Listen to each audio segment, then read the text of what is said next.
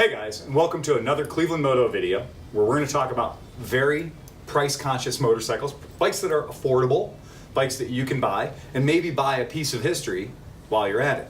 So the bike we have here today is a 1972 Honda CB750. This is a really important bike. In the history of motorcycles, this was called, let's see, the first superbike, the world's first superbike. It coined the term UJM, or Universal Japanese Motorcycle. The bike came out and entered a time in racing history when the AMA, the only 750cc class they had was for Harley-Davidson twins, and this opened that up to allow four-cylinder and other multi-cylinder, not V-twin powered motorcycles. What's really interesting is this bike was actually engineered and designed for the American market.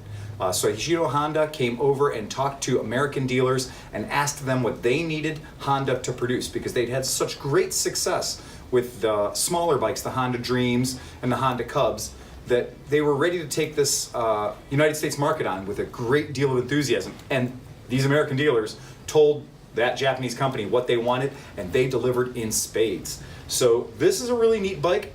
Think back to a time when a high-powered motorcycle then would have a 6,500 RPM redline. Not this bike, no problem.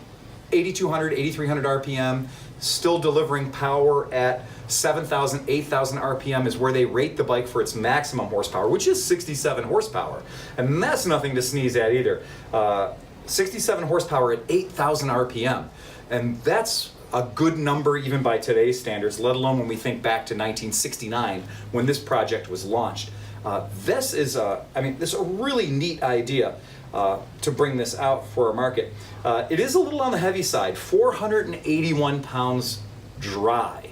So that's going to come in at about 515, 520 when you've got your gas, oil, and battery and everything else in it. The bike could do a legitimate straight out of the crate 125 miles per hour, which made it a very fast bike for its day.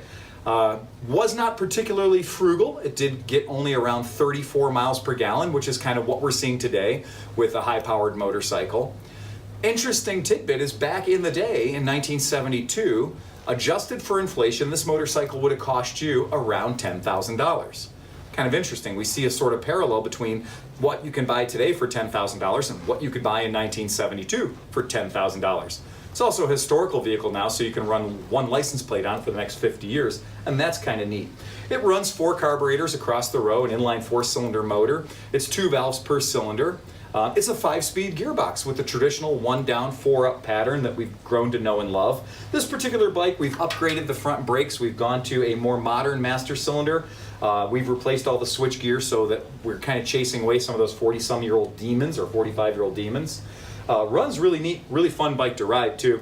It's a very light cafe. The rear fender was bobbed. We didn't cut off a perfectly good fender. We found a junky fender that had a bad back end to it. We cut it off. Same thing with the front end. We've got a brand new fender for this bike sitting in a box. It's got a Mach 4-into-1 exhaust system, which is proven and reliable and works very, very well. Again, we're selling this bike for $3,000. All the turn signals work. So it's a street legal, road legal, rideable motorcycle for $3,000. It's a piece of history for only $3,000. The paint job is not a fantastic paint job. It's got a little bit of metal or a little bit of a glitter in there. And so there is a bit of a sparkle to it. It's not just a gloss black paint job. It does have a standard pair of what somebody would call Superbike bars.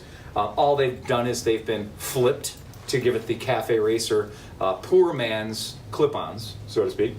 Got an MGO Viper fairing on it, so all this stuff is very easy to remove. If you did want to take the bike back to its factory stock condition, if you wanted to make it like it was when it left the factory, this is a really easy bike to do that to. But in its current configuration, even this custom seat has a standard Honda CB750 seat pan underneath it.